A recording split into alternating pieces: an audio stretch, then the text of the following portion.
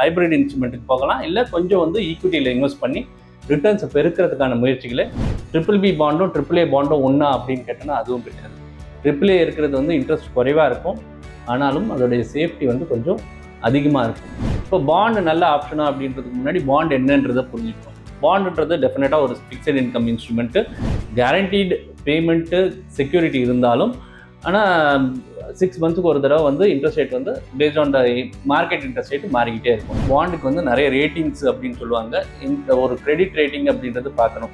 Triple A rated rating அப்படின்றது வந்து highest சேஃப்டியை குறிக்குது, டபுள் ஏ வந்து high safety, or single A வந்து மாடரேட் சேஃப்டி.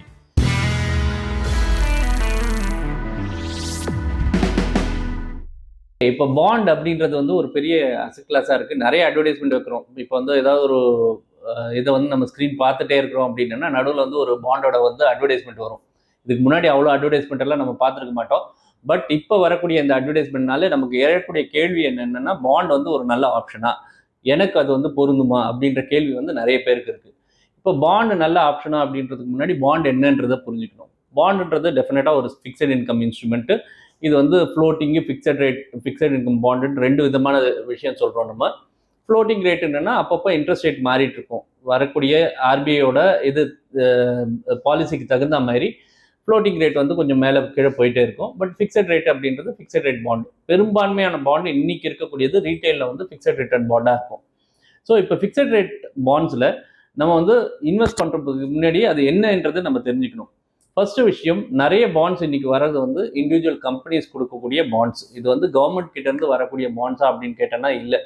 கவர்மெண்ட் கிட்டேருந்து வரக்கூடிய ஆப்ஷன்ஸ் இருக்குது. கவர்மெண்ட் கிட்டேருந்து வரக்கூடியது வந்து நீங்கள் வந்து கவர்மெண்ட் வெப்சைட்லேயே பார்க்கலாம். ஆர்பிஐ ரீட்டைல் டைரக்ட் அப்படின்றது ஒரு ஆப்ஷன் இருக்குது. நீங்கள் போய் கவர்மெண்ட் செக்யூரிட்டி வாங்கணுன்னா வாங்கலாம். பட் அதற்குரிய இன்ட்ரெஸ்ட் ரேட் வந்து ரொம்ப குறைவாக இருக்கும். ஃபார் எக்ஸாம்பிள் இன்னைக்கு பார்த்தீங்கன்னா ஒரு 10 வருஷம் இன்வெஸ்ட் பண்ணுறோம் அப்படின்னா இன்னைக்கு இருக்கக்கூடியது வந்து ஒரு 6.5%. அதுதான் ஆவரேஜாக இருக்கக்கூடியது. இதுலேருந்து ஒரு 0.1, 0.2% கொஞ்சம் முன்ன பின்ன இருக்கலாம். பட் இன்னைக்கு இருக்கக்கூடிய சினாரியோ. ஸோ இதுதான் வந்து நம்ம இருக்கக்கூடிய ரிட்டர்ன். ஸோ இது வந்து கவர்மெண்ட்லேருந்து கவர்மெண்ட் பாண்டை நம்ம இன்வெஸ்ட் பண்ணுறோம் அப்படின்னா.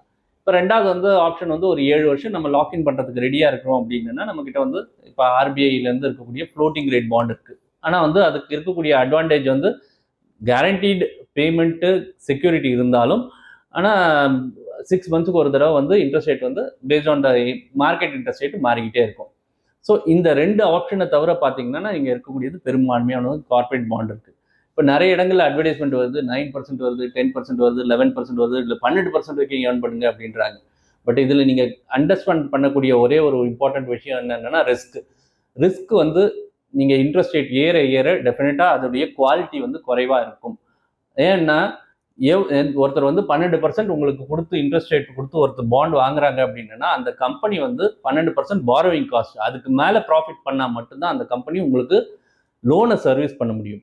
ஸோ இதனால நிறைய தடவை நம்ம பாஸ்ட் ஹிஸ்ட்ரி என்ன பார்த்துருக்குறோம் அப்படின்னா அதிக வட்டி அப்படின்னு நம்ம சொல்லி போய் போடுறோம் இல்லையா, அந்த நேரத்தில் வந்து அந்த பிஸ்னஸே சஸ்டைனபிளாக இருக்காது. ஸோ அதுக்கப்புறம் அந்த பிஸ்னஸ் வந்து டிஃபால்ட் பண்ணி இன்வெஸ்டருக்கு ஒன்றுமே வராமல் போன விஷயங்கள் எல்லாம் நிறைய பார்த்துருக்கோம். அதனால இந்த நேரங்களில் நம்ம வந்து ரொம்ப ரொம்ப கேர்ஃபுல்லாக நம்ம வந்து சூஸ் பண்ணணும். எப்படி பார்க்கணும் அப்படின்னா பாண்டுக்கு வந்து நிறைய ரேட்டிங்ஸ் அப்படின்னு சொல்லுவாங்க. இந்த ஒரு கிரெடிட் ரேட்டிங் அப்படின்றது பார்க்கணும். ட்ரிபிள் ஏ ரேட்டட் ரேட்டிங் அப்படின்றது வந்து ஹையஸ்ட் சேஃப்டியை குறிக்குது, டபுள் ஏ வந்து high safety, or single A வந்து மாடரேட் சேஃப்டி. ட்ரிபிள் பி அப்படின்றது வந்து லோவஸ்ட் இன்கம் இன்வெஸ்ட்மெண்ட் கிரேட். இதுக்கு கீழே வந்து நீங்கள் வந்து பாண்டை தொடக்கூடாது. ஆனால் ட்ரிபிள் பி தான் ஹையஸ்ட் இன்ட்ரெஸ்ட் ரேட்டை உங்களுக்கு காட்டும். அது வந்து லோ இன்வெஸ்ட்மெண்ட் கிரேட் அப்படின்னு சொன்னால் கூட அது வந்து ஹையஸ்ட் இன்ட்ரெஸ்ட் ரேட்டை காட்டும். பட் அது சேஃப்டியை குறிக்குதா அப்படின்னா இல்லை. ட்ரிபிள் பி பாண்டும் ட்ரிபிள் ஏ பாண்டும் ஒன்றா அப்படின்னு கேட்டோன்னா அதுவும் கிடையாது. ட்ரிபிள் ஏ இருக்கிறது வந்து இன்ட்ரெஸ்ட் குறைவாக இருக்கும், ஆனாலும் அதோடைய சேஃப்டி வந்து கொஞ்சம் அதிகமாக இருக்கும். ஸோ எப்பயுமே வந்து இந்த ரேட்டிங்கை வந்து ஒரு விஷயங்களாக பார்த்துக்கோங்க. இது தவிர நீங்கள் ரேட்டிங் மட்டும் வச்சு நான் ட்ரிபிள் ஏல இன்வெஸ்ட் பண்ணிட்டேன் ரொம்ப சேஃப் அப்படின்னு எல்லாம் நினைக்கக்கூடாது. எப்பயுமே அதோடைய நிதி நிலைமை எப்படி இருக்குது அப்படின்றத பார்க்கணும். நீங்கள் வந்து ரிஸ்க் அண்ட் ரிட்டர்னை வந்து கம்பேரபிளாக பாருங்கள். இப்போ ஈக்விட்டியில் இன்வெஸ்ட் பண்ணுறோம், மார்க்கெட் டவுன் ஆச்சு அப்படின்னா 0 வந்துருமா அப்படின்னு கேட்டோன்னா சான்சஸ் ஆர் ரொம்ப கம்மி. ஏன்னா மார்க்கெட் குறைவாக இருக்கும், ஏதோ ஒரு நாள் வந்து மேலே வர்றதுக்கான வாய்ப்புகள் ரொம்ப அதிகமாக இருக்குது. பாண்டில் அப்படி கிடையாது. பணம் போச்சுன்னா 0 வர்றதுக்கான வாய்ப்புகள் ரொம்ப ரொம்ப அதிகம். அதாவது நீங்கள் கொடுத்த பணம் வந்து திரும்பி வரவே வராது அப்படின்றது சான்சஸ் கூட வந்து ரொம்ப ரொம்ப அதிகம். அதனால் நீங்கள் எடுக்கக்கூடிய செக்யூரிட்டி, இன்வெஸ்ட் பண்ணக்கூடிய செக்யூரிட்டி நிச்சயமாக பார்க்கணும். ரெண்டாவது விஷயம் வந்து லிக்விடிட்டி. லிக்விடிட்டி இப்போ நாங்கள் பாண்டை விற்றுட்டு வெளியில் வர முடியுமா அப்படின்னு கேட்டோன்னா எல்லா பாண்டும் லிக்விட் கிடையாது. ஏன்னா நீங்கள் விற்கும்போது ஒருத்தர் வாங்கணும், அவர் வந்து ஃபேர் ப்ரைஸ்க்கு வாங்கணும். இது நிச்சயமாக நடக்கிறதுக்கான சாத்தியங்கள் ரொம்ப ரொம்ப குறைவு. அதனால் நீங்கள் என்ட்ரி ரொம்ப ஈஸி, பட் எக்ஸிட்ன்றது மெச்சூரிட்டி வரைக்கும் வச்சுருந்தீங்கன்னா கன்சிடர் பண்ணுங்கள். இல்லை வந்து டெஃபினட்டாக வந்து ஒரு தடவை திங்க் பண்ணிவிட்டு இன்வெஸ்ட் பண்ணுங்கள். அடுத்தது வந்து நீங்கள் டேக்ஸ் ப்ராக்கெட்டில் இருக்கிறீங்க, டேக்ஸ் பே பண்ணிக்கிட்டு இருக்கீங்க அப்படின்னா டேக்ஸ் வந்து ரொம்ப ரொம்ப இம்பார்ட்டன்ட் காம்பனெண்ட். பாண்டில் வரக்கூடியது எல்லாமே இன்ட்ரெஸ்ட்டு, அதெல்லாம் வந்து உங்களுடைய டேக்ஸபிள் இன்கம். நீங்கள் எந்த டேக்ஸ் லேபில் இருக்கிறீங்களோ அதுக்கேற்ற மாதிரி நீங்கள் வந்து டேக்ஸை கட்ட வேண்டியிருக்கும். நீங்கள் 30% இருந்தீங்கன்னா 30% கட்டுவீங்க, இல்லை 10% இருந்தீங்கன்னா 10% கட்டுவீங்க. ஸோ இது போக இருக்கக்கூடியதான் மீதி உங்களுக்கு வரக்கூடிய போஸ்ட் டேக்ஸ் ரிட்டர்ன். ஸோ நீங்கள் எப்பயுமே பாண்டை சூஸ் பண்ணும்போது ஒரு பர்டிகுலர் போர்ஷன் வச்சுக்கோங்க, உங்களுடைய அசட் அலோகேஷனுக்கு ஏற்ற மாதிரி வச்சுக்கோங்க. ஜென்ரலாக கோல் வந்து ஒரு 2, 3, 4 வருஷம் இந்த மாதிரி கோல் எல்லாம் இருக்குங்கன்னா பாண்டை வந்து கன்சிடர் பண்ணுங்க. பட் நீங்கள் ஒரு பெரிய லாங் டேர்ம் கோல் அப்படின்னு நீங்கள் பார்க்குறீங்க அப்படின்னா, நான் வந்து ஒரு 15 வருஷம் 20 வருஷம் என் குழந்தைக்காக வச்சுட்டு இருக்கேன், பாண்ட்லேயே இன்வெஸ்ட் பண்ணுவேன் அப்படின்னா நீங்கள் சேஃப்டியை விரும்பலாம். பட் அது உங்களுக்கு நல்ல ரிட்டர்ன்ஸை கொடுத்துருக்குமா அப்படின்னு கேட்டோன்னா அது வந்து ஒரு கொஸ்டின் மார்க். ஆக்சுவலி நீங்கள் அந்த நேரத்தில் நீங்கள் என்ன பண்ணணும்னா, ஒன்று ஹைப்ரிட் இன்ஸ்ட்ருமெண்ட்டுக்கு போகலாம், இல்லை கொஞ்சம் வந்து ஈக்விட்டியில் இன்வெஸ்ட் பண்ணி ரிட்டர்ன்ஸை பெருக்கிறதுக்கான முயற்சிகளை பார்க்கலாம். ஏன்னா ஈக்விட்டின்றது ஒரு 7-10 வருஷம் இருந்ததுன்னா டெஃபினட்டாக உங்களுக்கு நல்ல ரிட்டர்ன்ஸ் கொடுக்கறதுக்கான விஷயங்கள் ஆப்பர்ச்சுனிட்டி நிறைய இருக்குது. எப்பயுமே அசட் அலோகேஷன் பார்த்துக்கோங்க, உங்கள் தேவைகளுக்கு ஏற்ற மாதிரி பாருங்கள். உங்களுடைய நண்பர்களோ இல்லை உங்களுடைய பர்சன்ஸ் உங்களுக்கு தெரிஞ்சவங்களோ சொல்கிறத வச்சு அவங்களுக்கு பொருந்துறது உங்களுக்கு பொருந்தும்னு நினைக்காதீங்க. டெஃபினட்டாக நீங்கள் ஒரு ஸ்டடி பண்ணி உங்களுக்கு பொருந்ததுன்னா அந்த ஆப்ஷனை சூஸ் பண்ணிக்கோங்க. ஷார்ட் டேர்முக்கு பாண்ட் ஓகே, பட் லாங் டேர்முக்கு ரீகன்சிடர் பண்ணுங்கள். பாசிவ் இன்கம், அதாவது நீங்கள் ஏர்ன் பண்ணுறது வந்து பாசிவ் இன்கம் வேணும் அப்படின்னு சொல்லிட்டு வந்து நிறைய வந்து அட்வர்டைஸ்மெண்ட்ஸோ விஷயங்களோ சொல்லுது. பட் பாசிவ் விஷயம் அப்படின்ற விஷயத்தை மட்டும் நம்ம வந்து சோல்ட் அவுட் ஆகிடக்கூடாது.